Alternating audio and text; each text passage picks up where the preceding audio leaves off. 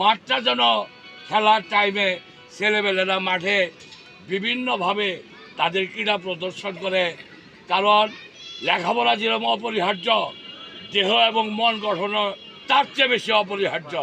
কারণ সুস্থ দেহ সুস্থ মনের চেয়ে সুখী লোক আর পৃথিবীতে কেউ নাই।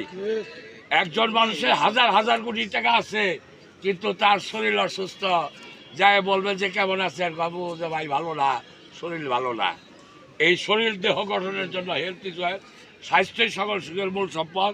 তোমরা ভালো খেলা উপহার দিবা এই আশা ব্যক্ত করে সবাইরে আজকের খেলা যারা আয়োজন করেছে, কোভিড থেকে লাইজো থেকে শুরু করে সবাইকে ধন্যবাদ জানিয়ে আজকের খেলার এই শুভ উদ্বোধন সম্মানিত সভাপতি সাহেব।